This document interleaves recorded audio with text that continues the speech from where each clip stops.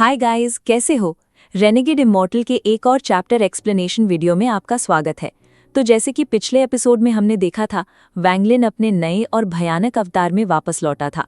उसकी तबाही भरी काली ताकत ने तीनों ग्रैंड एम्पीरियंस तक को हिलाकर रख दिया। पुराने श्राप की वजह से जीओडी, दाओ ई और वू फैंग लगातार कमजोर होते जा रहे थे। दाओ ई ने गुस्से में वैंगलिन पर हमला किया था, लेकिन वैंगलिन की काली बिजली ने उसे पीछे धकेल दिया। उसके बाद वैंगलिन ने अपनी चालाकी से सेलेस्टियल एंसेस्टर की सुनहरी आंखें जेमिनाई को दे दी और वू फेंग को उसके हिस्से के कान देकर लड़ाई से बाहर कर दिया। अब मैदान में सिर्फ जीओडी और दाओ ई बचे थे, जबकि वैंगलिन एंसेस्टर का सिर लेकर बिल्कुल शांत खड़ा था। इस पूरी लड़ाई का आखिरी फैसला अब हाईजी के हाथों में था। तो आगे क्या हुआ, यही हम इस वीडियो में जानेंगे।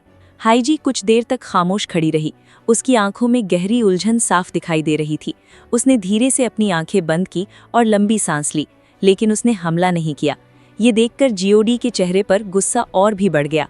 उसकी आंखों में अंधेरा उतर आया, लेकिन उसने हाईजी को मनाने की कोशिश नहीं की, क्योंकि उसे पता था कि अब लड़ाई को सिर्फ ताकत ही तय करेगी। अगले ही पल जीओडी और जेमिनाई की भिड़ंत शुरू हो गई।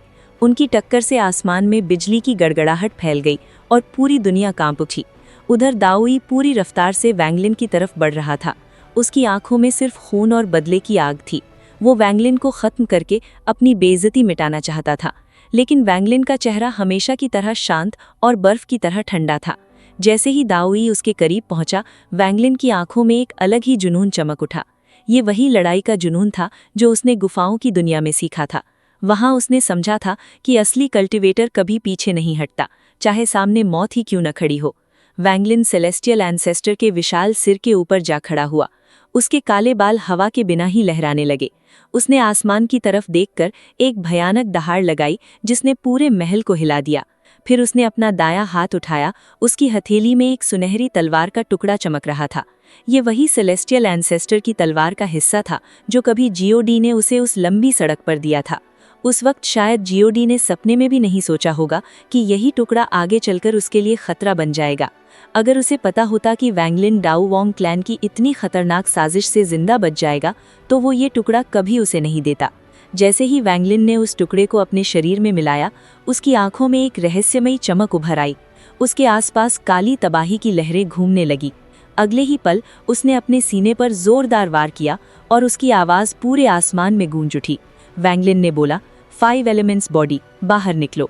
फिर उसने दोबारा दहाड़ लगाई, तीनों इथीरियल एसेंस बाहर निकलो, रिस्ट्रिक्शन और एब्सोल्यूट बिगिनिंग बाहर निकलो।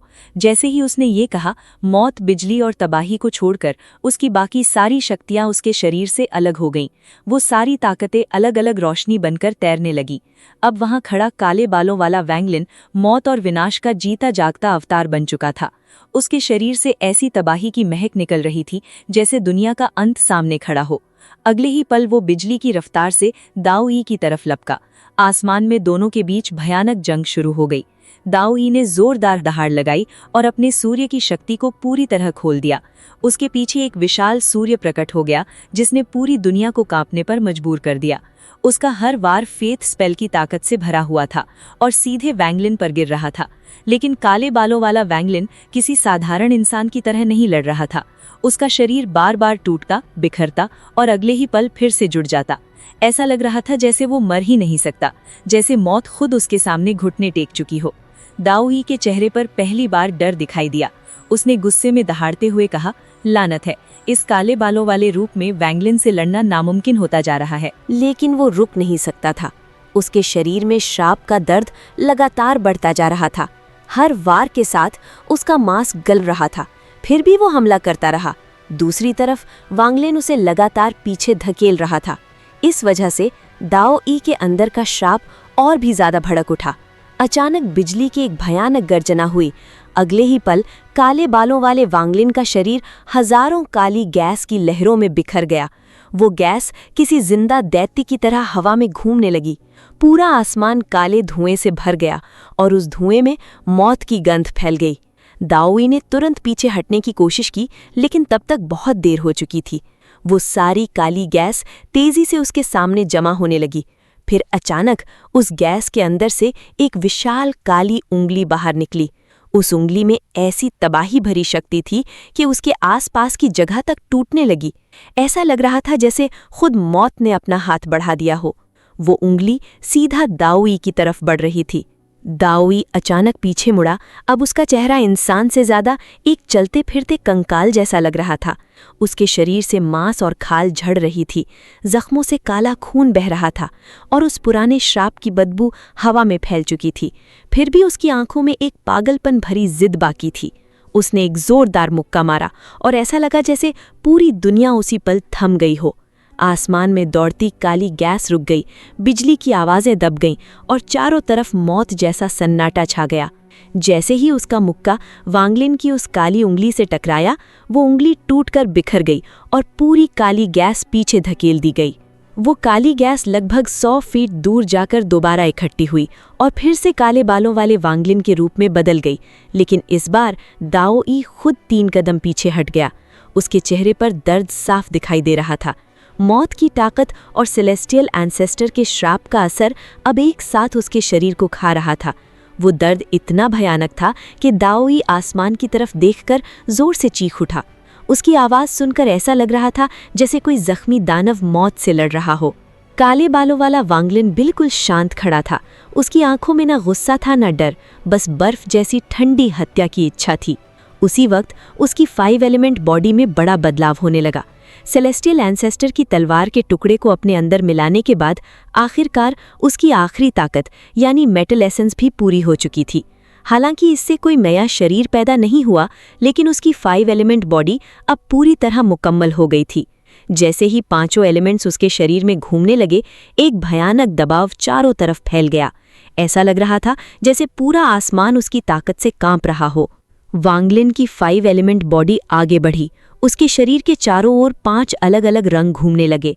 काला रंग धरती की मिट्टी का था, पीला रंग धातु यानी मेटल की ताकत दिखा रहा था, हरा रंग लकड़ी और जंगल की जिंदगी से भरा था, नीला रंग गहरे समंदर जैसा शांत लेकिन खतरनाक था, लाल रंग जलती हुई आग की तबाही को दिखा रहा था।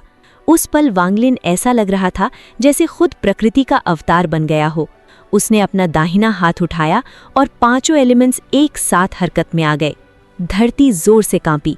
काली मिट्टी एक विशाल जमीन में बदल गई, जो देखते ही देखते मिट्टी के एक दैत्य का रूप लेने लगी। उस दैत्य ने अपनी पहाड़ जैसी मुट्ठी उठाई और दाओई की तरफ घूंसा मारा।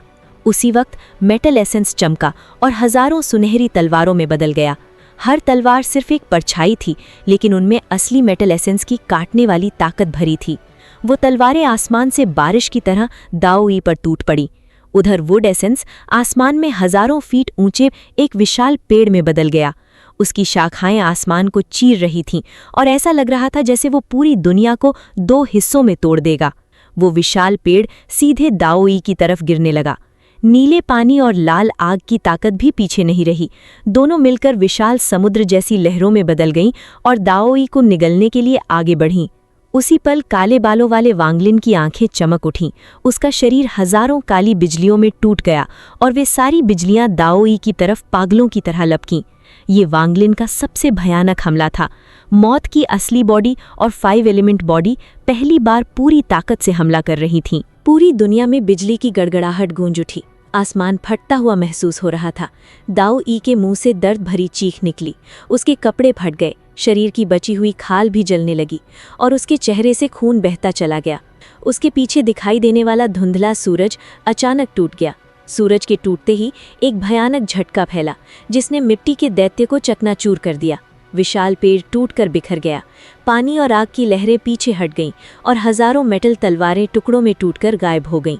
5 एलिमेंट्स की सारी ताकत वापस घूमकर वांगलिन की बॉडी में लौट आई।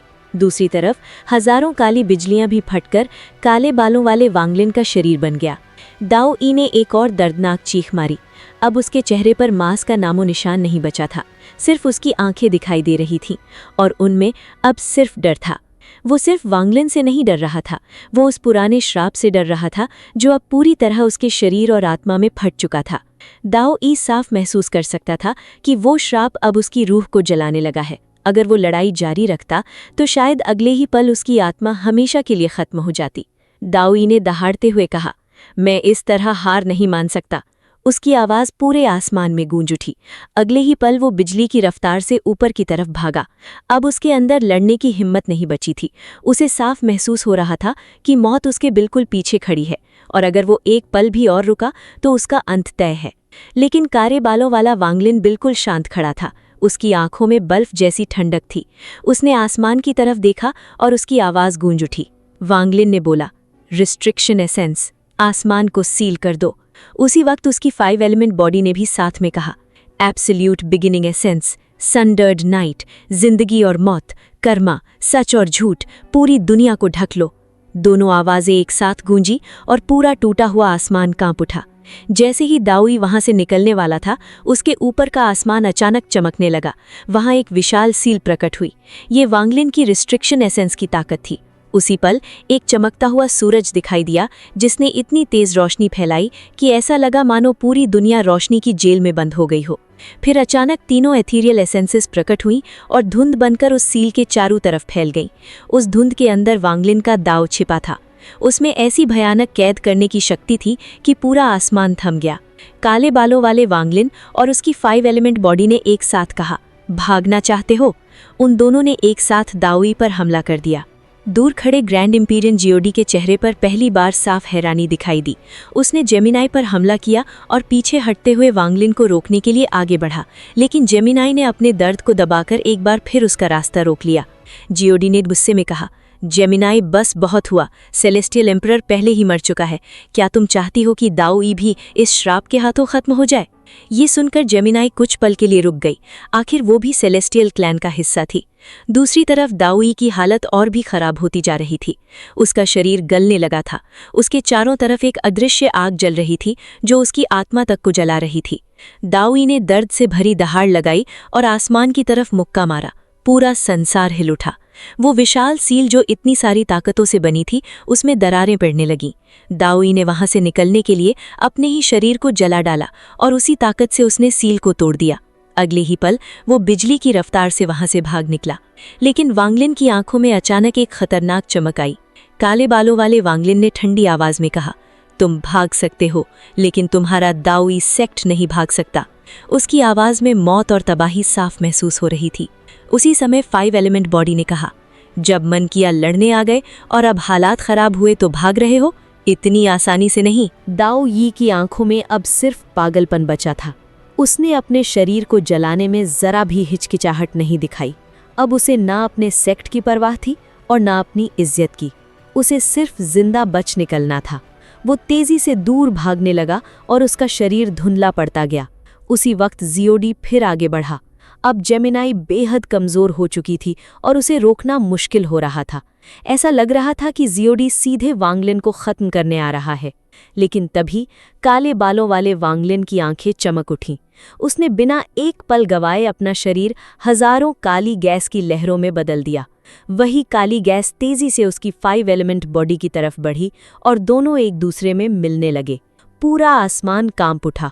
वांगलिन की आवाज फिर गूंजी, रिस्ट्रिक्शन एसेंस, वापस आओ। एब्सोल्यूट बिगिनिंग, वापस आओ। जिंदगी और मौत, कर्मा, सच और झूठ, सब मुझ में मिल जाओ। 5 एलिमेंट बॉडी, एक हो जाओ। मौत और बिजली की बॉडी, एक हो जाओ। जैसे ही ये शब्द गूंजे, सारी एथीरियल एसेंसेस उस धुंधली आकृति में समाने लगी। धीरे धीरे वो आकृति बदलकर वांगलिन के असली रूप में बदल गई। लेकिन अब उसका रूप पहले जैसा नहीं था। उसके बाल आधे काले और आधे सफ़ेद थे। उसकी आंखों में ऐसी गहराई थी कि किसी की भी रूह कांप जाए।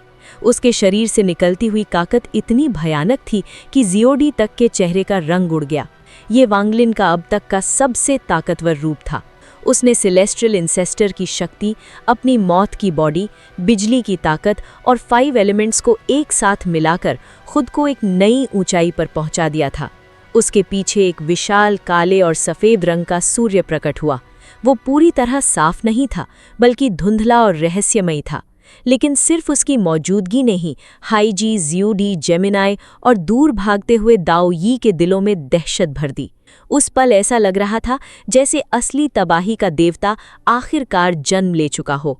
जियोडी की आंखें फैल गईं और उसके मुंह से कांपती हुई आवाज निकली। जियोडी ने बोला, ये तो अगले ही पल उसका चेहरा पूरी तरह बदल गया, जैसे उसने कोई ऐसी चीज देख ली हो जो सदियों में कभी नहीं हुई। जियोडी ने भारी सांस लेते हुए कहा, ये कोई साधारण मंत्र नहीं है, ये तो ग्रैंड एम्पीरियन सन का असली सूर्य है। उसकी आवाज में पहली बार डर साफ महसूस हो रहा था। जियोडी ने बोला, ये नामुमकिन है। वांगलिन कभी इमॉर्टल गॉड रेल्म नहीं गया, फिर उसके पास ग्रैंड एम्पीरियन सन कैसे हो सकता है? भले ही वो सूर्य पूरी तरह पूरा नहीं था, सिर्फ एक धुंधला ढांचा था, लेकिन उसमें से निकलती हुई शक्ति इतनी भयानक थी कि पूरे वॉइड में कंपन होने लगा। जियोडी की आंखें सिकुड़ गईं। उसने दबी आवाज में कहा, उसने अपनी ही ताकत से ग्रैंड एम्पीरियन सन बना लिया। ये इंसानों जैसा काम नहीं है।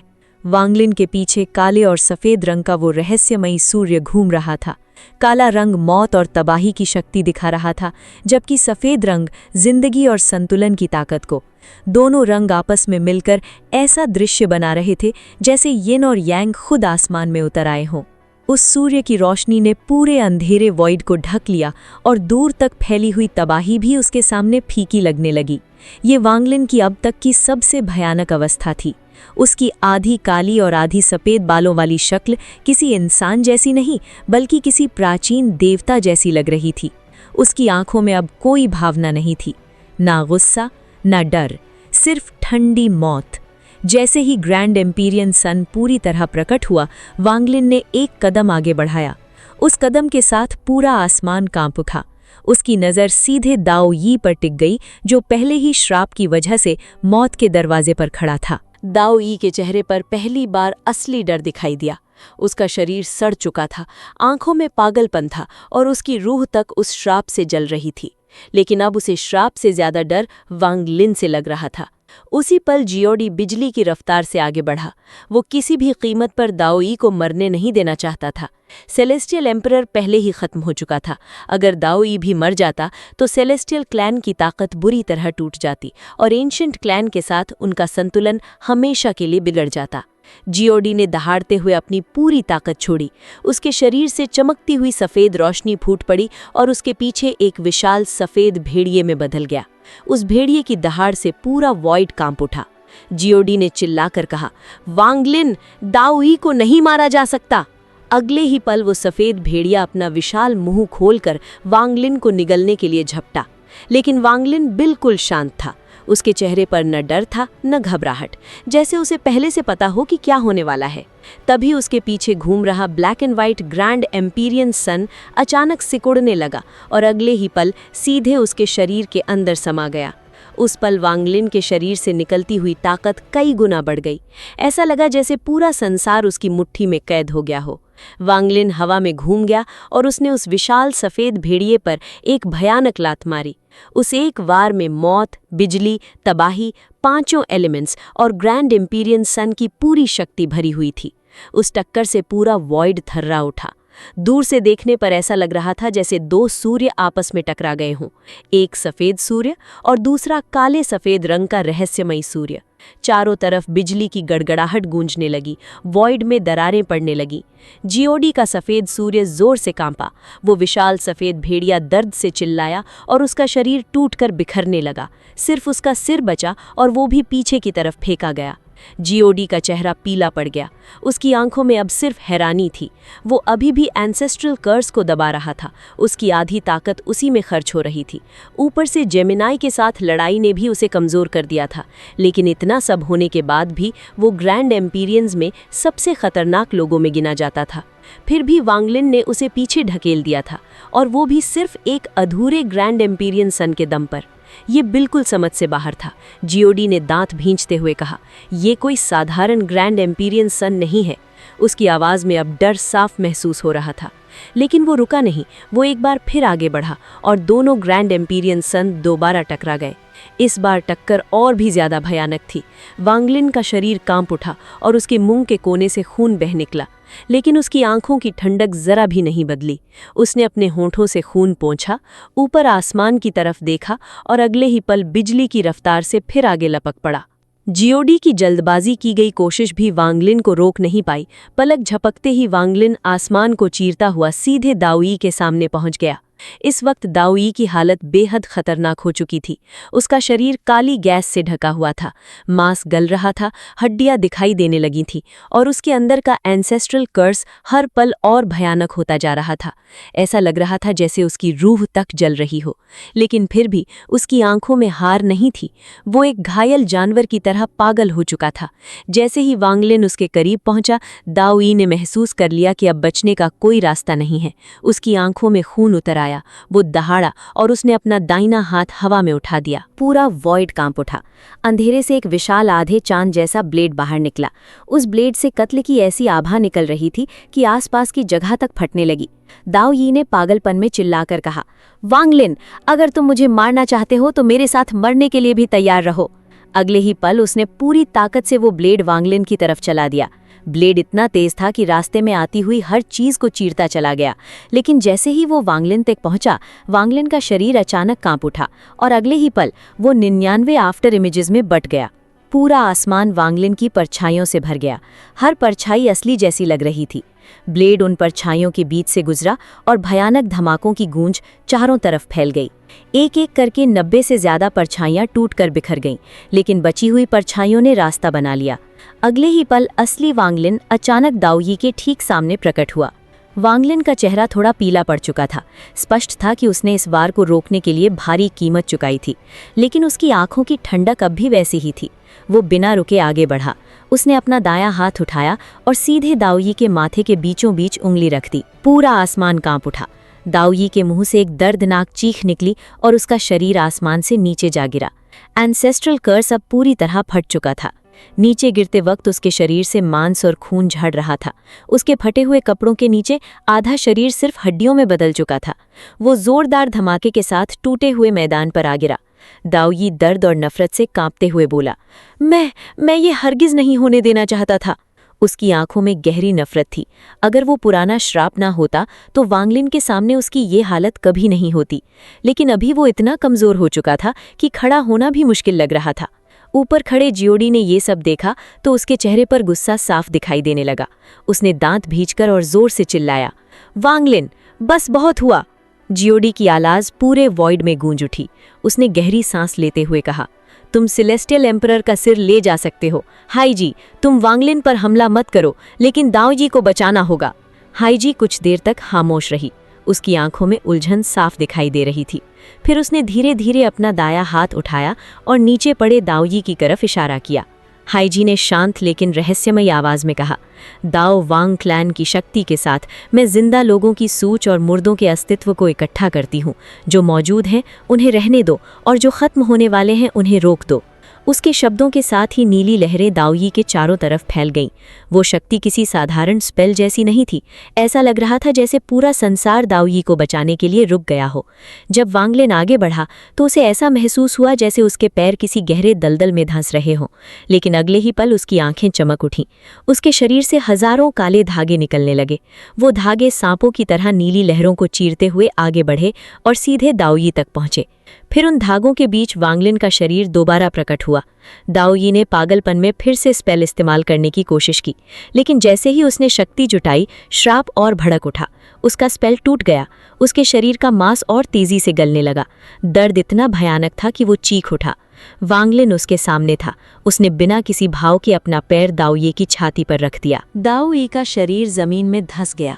अब उसके लिए हिलना तक मुश्किल हो गया था। वांगलिन ने ठंडी आवाज में कहा, जब तुम्हारा मन करता है तब लड़ते हो और जब मन करता है तब रुक जाते हो। उसने पैर पर थोड़ा और जोर डाला। दुनिया तुम्हारी मर्जी से नहीं चलती दाओई। दाओई दर्द से कांप उठा। काली गैस उसके शरीर से और तेजी से निकलने लगी। वांगलिन ने जियोडी की तरफ देखते हुए कहा, इस दाओई ने पहले मुझ पर हमला किया था। अगर तुम चाहते हो कि मैं रुक जाऊं तो इसकी कीमत चुकानी होगी। उसकी आवाज बिल्कुल शांत थी, लेकिन उसी शांति में सबसे ज्यादा दबाव छुपा था। फिर वांगलिन की आंखों में एक अजीब चमक उभरी। उसने धीरे से कहा, मुझे वो बेबी स्कल चाहिए। ये सुनते ही जियोडी का चेहरा बदल गया। उसकी भौहें सिकुड़ गईं और उसकी आंखों में ठंडा गुस्सा उभर आया। वांगलिन ने दाओई की तरफ देखते हुए कहा, दाओई, मुझे वो स्कल दे दो और तुम जा सकते हो। उस पल पूरा मैदान वांगलिन के कंट्रोल में था, लेकिन सच ये था कि वांगलिन खुद भी सब समझ रहा था। वो जानता था कि वो ये सब सिर्फ इसलिए कर पा रहा है क्योंकि सारे ग्रैंड एम्पीरियंस अभी श्राप से जूझ रहे हैं। अगर वो पूरी ताकत में होते तो ये लड़ाई इतनी आसान कभी नहीं होती। दाओ यी वांगलिन को ऐसे घूर रहा था जैसे वो उसका चेहरा हमेशा के लिए अपनी यादों में कैद कर लेना चाहता हो। उसकी आंखों में गुस्सा, बेइज्जती और डर तीनों साफ दिखाई दे रहे थे। जियोडी ने ठंडी आवाज में कहा, दाओ यी, उसे दे दो। दाओ यी समझ चुका था कि अब उसके पास ज्यादा वक्त नहीं बचा है। एंसेस्ट्रल कर्स उसके शरीर को अंदर से खा रहा था। अगर वो और देर करता तो उसकी पूरी कल्टीवेशन तबाह हो सकती थी। वो दर्द से कराहा। जैसे ही वांगलिन ने अपना पैर थोड़ा पीछे हटाया, दाओ यी ने कांपते हुए हाथ से वॉइड को चीर दिया। अगले ही पल उसके सामने एक मुट्ठी के बराबर छोटा सा स्कल प्रकट हुआ। वो किसी छोटे बच्चे की खोपड़ी जैसा दिख रहा था, लेकिन उससे निकलने वाली मौत की ठंडी ऊर्जा इतनी भयानक थी कि आसपास का वॉइड तक कांप उठा। दाओ यी ने नफरत भरी नज़र से वांगलिन को देखा और वो स्कल उसकी तरफ फेंक दिया। जैसे ही स्कल हाथ से छूटा, दाओ यी ने एक पल भी बर्बाद नहीं किया। उसने तुरंत आसमान की तरफ छलांग लगाई, वॉइड फट गया और अगले ही पल वो वहां से बिना कोई निशान छोड़े गायब हो गया। उसके जाते ही चारों तरफ एक अजीब सी खामोशी फैल गई। वांगलिन ने उस स्कल को ध्यान से देखा। उसे महसूस हुआ जैसे ये चीज़ किसी बहुत पुराने और भयानक रहस्य को अपने अंदर छुपाए हुए है। उसके दिल में अचानक एक जानी पहचानी फीलिंग उठी, जैसे उसका इस स्कल से कोई गहरा संबंध हो। वांगलिन ने अपना दाहिना हाथ हिलाया। वो स्कल हवा में उड़ता हुआ उसकी तरफ आया और उसने उसे अपने स्टोरेज स्पेस में रख लिया। स्कल मिलने के बाद वांगलिन धीरे धीरे पीछे हटा और दोबारा सेलेस्टियल एंसेस्टर के विशाल सिर के पास पहुंच गया। मैडम मैन अब भी उसी सिर पर बेहोश पड़ा था। उसकी हालत देखकर साफ था कि उसने बहुत कुछ झेला है। तभी जियोडी की भारी आवाज गूंजी। जियोडी ने कहा, वांगलिन, दाओ वांग क्लैन और मैंने मिलकर ये पूरा प्लान बनाया था। उसने गहरी सांस ली और आगे बोला, लेकिन आखिर में सबसे बड़ा फायदा तुम्हारा हुआ। ये बूढ़ा इस बात को याद रखेगा। उसकी आंखें ठंडी हो गई। यहाँ से चले जाओ और बेहतर होगा कि तुम जल्द से जल्द एक असली ग्रैंड एम्पीरियन बन जाओ, क्योंकि जिस दिन मेरा ये श्राप खत्म हो गया उस दिन तुम्हें आज की हर बात का हिसाब देना होगा। जियोडी ने फिर अपनी नज़र जेमिनाई पर डाली। उसकी आवाज़ और भारी हो गई। और तुम जेमिनाई, अगर दाओ यी ठीक नहीं हुआ और एंशंट क्लैन और सेलेस्टियल क्लैन के बीच युद्ध छिड़ गया तो तुम अपनी आंखों से देखोगी कि हमारे सेलेस्टियल क्लैन का खून कैसे बहेगा। तुम्हारा पर्पल यांग सेक्ट भी इस आग से नहीं बच पाएगा। जियोडी की आंखों में अब गहरी निराशा थी। मेरा प्लान परफेक्ट था। मैं सेलेस्टियल एंसेस्टर की चीज़ों को सभी ग्रैंड एम्पीरियंस में बांटने वाला था ताकि हम सब और ताकतवर बन सकें और भविष्य में कोई नया सेलेस्टियल एम्परर ना जन्म ले सके। उसने वांगलिन की तरफ देखा, लेकिन तुम्हारी वजह से सब बदल गया और इसका अंजाम तुम्हें भुगतना पड़ेगा।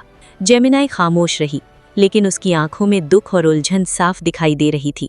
वांगलिन ने ये सब देखा और उसके दिल में हल्की सी कसक उठी। उसने मन ही मन कहा, ग्रैंड एम्पीरियन जेमिनाई ने मेरे लिए बहुत कुछ किया है। अगर मुझसे हो सके तो मैं एंशंट और सेलेस्टियल क्लैन के बीच युद्ध होने से रोकूंगा। मैं नहीं चाहता कि उन्हें आज के फैसले पर पछताना पड़े। कुछ पल की खामोशी के बाद जेमिनाई ने ठंडी आवाज में कहा, जब मैंने फैसला कर लिया है तो अब और कुछ कहने की जरूरत नहीं। जियोडी हल्का सा हंसा, लेकिन उसकी आंखों में कोई गर्माहट नहीं थी। उसने वांगलिन को देखते हुए कहा, ठीक है, बहुत अच्छा। फिर उसकी आवाज़ अचानक गंभीर हो गई। मैं तुम्हें सेलेस्टियल एम्परर का सिर ले जाने दे सकता हूँ, लेकिन तुम लियान दाओफेई को नहीं ले जा सकते। पूरा वॉइड एक पल के लिए शांत हो गया। जियोडी ने साफ शब्दों में कहा, इस बात पर कोई बहस नहीं होगी। सिर लेकर यहाँ से निकल जाओ। उसकी आंखों में खतरनाक चमक उभरी। मैं पहले ही बहुत पीछे हट चुका हूँ। अगर तुम उसे भी ले जाने की जिद करोगे तो मैं श्राप को दबाना बंद कर दूंगा। मुझे अपने भविष्य की परवाह नहीं, लेकिन मैं तुम्हें यहीं रोक दूंगा। फिर उसने जेमिनाई की तरफ देखा। जेमिनाई, तुमने इसकी मदद इसलिए की क्योंकि ये सेलेस्टियल एम्परर का सिर ले जा रहा था, लेकिन अब सेलेस्टियल एम्परर मर चुका है। तुम जानती हो कि इस जगह पर लियान दाओफेई की कितनी अहमियत है। वांगलिन का चेहरा शांत था, लेकिन ये सुनते ही उसकी पुतलियां सिकुड़ गईं। जेमिनाई कुछ देर तक सोचती रही, फिर उसने धीरे से वांगलिन की तरफ देखा और बोली, वांगलिन, लियान दाओफेई को यहीं छोड़ दो। अगर सिर्फ जियोडी ने ये बात कही होती तो वांगलिन उसकी बात को बिल्कुल नज़रअंदाज कर देता। वो इस महल में अपने दोस्त मैडम मैन को बचाने के लिए आया था, तो सिर्फ जियोडी की धमकी की वजह से वो उसे छोड़कर कैसे जा सकता था। और सच तो ये था कि वांगलिन को इस बात पर पूरा भरोसा नहीं था कि जीओडी सच में अपनी रिकवरी और भविष्य दांव पर लगाकर श्राप को दबाना बंद कर देगा। उसे लग रहा था कि जीओडी सिर्फ उसे डराने की कोशिश कर रहा है। लेकिन ग्रैंड एम्पीरियन जेमिनाई अलग थी। वांगलिन उसके एहसान और मदद को कभी नहीं भूल सकता था। मुश्किल वक्त में उसने हमेशा उसका साथ दिया था। अब जब जेमिनाई ने भी वही गुजारिश की तो वांगलिन गहरी सोच में डूब गया। काफी देर तक खामोश रहने के बाद वांगलिन ने भारी मन और दुख भरी आवाज में कहा, मुझे इसका एक ठोस कारण दो। उसने जीओडी की तरफ तक नहीं देखा। उसकी नजरें सिर्फ ग्रैंड एम्पीरियन जेमिनाई पर टिकी थी। जेमिनाई ने एक धीमी और ठंडी सांस ली। उसकी आंखों में भी हल्का सा दुख दिखाई दे रहा था। कुछ पल बाद उसने शांत आवाज में कहा, सेलेस्टियल एम्परर मर चुका है। इस वक्त लियान दाओफेई सेलेस्टियल क्लैन के लिए बेहद जरूरी है। अब तक चुप खड़ी हाइजी ने भी अपना मुंह खोला। उसने सीधे वांगलिन की आंखों में देखा और बोली, वांगलिन, लियान दाओफेई को यहीं छोड़ना होगा। उसकी आवाज में ना गुस्सा था ना ही धमकी। वो जैसे पूरी सच्चाई समझाने की कोशिश कर रही थी। हाइजी ने धीरे धीरे कहना शुरू किया, ये जगह एक निषिद्ध शाही महल है। भले ही अभी ये टूट चुका है, लेकिन समय के साथ ये खुद को दोबारा ठीक कर लेगा। उसने चारों तरफ फैले खंडहरों की तरफ देखा। सेलेस्टियल क्लैन में इस महल की बहुत बड़ी अहमियत है, क्योंकि यहाँ सेलेस्टियल एंसेस्टर का सिर रखा गया था। वही सिर 72 स्पिरिट्स को दबाकर रखता है। वॉइड में अजीब सी खामोशी फैल गई। हाइजी आगे बोली, उन 72 आत्माओं में कुछ जिंदा है और कुछ बहुत पहले मर चुकी हैं, लेकिन सेलेस्टियल एंसेस्टर का सिर उन्हें सदियों से कैद करके रखे हुए था। अगर वो सिर पूरी तरह खत्म हो गया या उसे गंभीर नुकसान पहुंचा तो वो सारी आत्माएं आज़ाद हो जाएंगी। उसकी आंखों में डर की झलक दिखाई दी। और जिस दिन ऐसा हुआ, उस दिन पूरा सेलेस्टियल क्लैन तबाह हो जाएगा। महाद्वीप टूट जाएंगे, हर तरफ मौत और दिवाश फैल जाएगा। हाइजी कुछ पल रुकी, फिर बोली, हमारे क्लैन का मकसद कभी भी सेलेस्टियल क्लैन को मिटाना नहीं था, इसीलिए हमने पहले ही एक योजना तैयार कर ली थी। वांगलिन की आंखें सिकुड़ गईं। हाइजी ने कहा, हमने तय किया था कि कोई एक व्यक्ति हमेशा के लिए इस महल में सोएगा। वही व्यक्ति सेलेस्टियल एंसेस्टर के सिर की जगह लेगा और उन 72 आत्माओं को हमेशा दबाकर रखेगा। अब उसकी आवाज और गंभीर हो गई। और उस काम के लिए हमने लियान दाओफेई को चुना है। वांगलिन का दिल जोर से कांप उठा। हाइजी आगे बोली, उसके शरीर में सेलेस्टियल एंसेस्टर का खून बहता है। उसने उनकी शक्तियों का एक हिस्सा भी हासिल किया है। इसके अलावा हमारे क्लैन ने उसके अंदर एक खास बीज बोया है। जब वो पूरी तरह जागेगा तो सेलेस्टियल एंसेस्टर की विरासत के सहारे एक ग्रैंड एम्पीरियन बन जाएगा। उसकी नई शक्ति और हमारे गुप्त मंत्रों की मदद से वो उन 72 आत्माओं को हमेशा दबाकर रखेगा। हाइजी ने गहरी नज़रों से वांगलिन को देखा। इसलिए तुम उसे अपने साथ नहीं ले जा सकते। अगर तुम जबरदस्ती करोगे तो मुझे भी तुम्हें रोकना पड़ेगा। पूरा वॉइड एकदम शांत हो गया। जेमिना ने फिर दुख भरी नजरों से वांगलिन को देखा और तीसरी बार कहा, वांगलिन, लियान दाओफेई को यहीं छोड़ दो। उसकी जान को कोई खतरा नहीं होगा।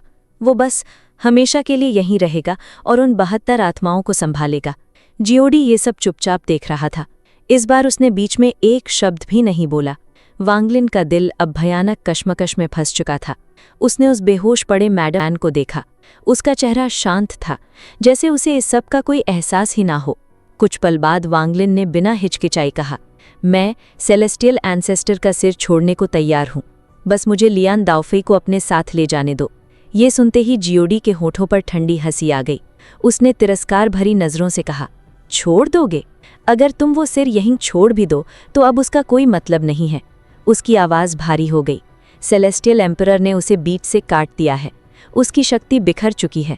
अब वो उन आत्माओं को दबाकर नहीं रख सकता। ये सुनते ही वांगलिन का चेहरा सफ़ेद पड़ गया। उसकी आंखों में गुस्सा और दुख दोनों साफ दिखाई देने लगे। वो समझ चुका था, ये लोग झूठ नहीं बोल रहे। जेमिनाई ने एक बार फिर बेहद नर्म आवाज़ में कहा, वांगलिन, लियान दाओफेई को यहीं रहने दो। वक्त जैसे थम गया था। वांगलिन के दिल में हज़ारों सवाल उठ रहे थे, लेकिन जवाब सिर्फ एक था। काफ़ी देर बाद उसने लंबी सांस छोड़ी। वो जानता था कि वो अकेले तीनों ग्रैंड एम्पीरियन से नहीं लड़ सकता। अगर उसने जिद की तो जेमिनाई और हाइजी भी उसके खिलाफ खड़ी हो जाएंगी। और सबसे बड़ी बात, अगर वो लियान दाओफेई को लेकर चला गया तो पूरा सेलेस्टियल क्लैन तबाह हो सकता था। उस आग की चपेट में जेमिनाई का पोपल यांग सेक्ट भी आ जाता। वही जेमिनाई जिसने हर मुश्किल वक्त में उसका साथ दिया था। वांगलिन के चेहरे पर कड़वी मुस्कान उभरी। उसने धीरे से अपनी आंखें बंद की और मन ही मन अपने बेहोश दोस्त से कहा, पागल दोस्त, जिस दिन मैं वांगलिन दोबारा इस शाही महल में कदम रखूंगा उस दिन मैं तुम्हें यहाँ से आज़ाद जरूर करवाऊंगा। ये मेरा वादा है। उसकी आवाज़ में ऐसा दृढ़ निश्चय था जिसने पूरे वॉइड को भारी बना दिया। फिर वांगलिन ने अपना दायां हाथ घुमाया। सेलेस्टियल एंसेस्टर का विशाल सिर तुरंत सिकुड़कर उसके स्टोरेज स्पेस में समा गया। इसके बाद उसने पहली बार सीधे जियोडी की तरफ देखा। उसकी आंखें बिल्कुल शांत थीं। वांगलिन ने ठंडी आवाज़ में कहा, जियोडी, तुम्हें मुझे ढूंढने की ज़रूरत नहीं पड़ेगी, मैं खुद वापस आऊँगा। इतना कहकर वांगलिन आसमान की तरफ उड़ गया। उसने एक बार भी पीछे मुड़कर नहीं देखा, लेकिन उसके दिल में भारी दर्द था। इस सफ़र में उसने बहुत कुछ हासिल किया था, नई ताकत, विरासत, ग्रैंड इम्पीरियन सन और अनगिनत रहस्य, लेकिन वो अपने उस दोस्त को अपने साथ नहीं ले जा पाया। वांगलिन के दिल में भारी दर्द था। आसमान में उड़ते हुए उसने मन ही मन सोचा, अगर मेरे पास कोई दूसरा रास्ता होता तो मैं ये सारी ताकत, विरासत और ग्रैंड एम्पीरियन सन तक छोड़ देता, बस अपने उस पागल दोस्त को बचाने के लिए। उसकी आंखों में उदासी झलक रही थी। उसे ऐसा महसूस हुआ जैसे दाओ वांग क्लैन के पूर्वजों ने ये सब बहुत पहले ही देख लिया था। शायद उन्होंने पहले से अंदाज़ा लगा लिया था कि आखिर में क्या होने वाला है। वांगलिन को अचानक एहसास हुआ, शायद उन्होंने जानबूझकर हाईजी को मेरे पास भेजा था ताकि मेरा गुस्सा कम हो सके। उसके मन में सवाल उठने लगे, लेकिन वो लोग मुझसे इतना डरते क्यों हैं? क्या मैं उनकी कल्पना से भी ज़्यादा खतरनाक हूँ? उसे उस बूढ़े जादूगर की बातें याद आने लगी जो हमेशा उसे बेहद इज्जत देता था।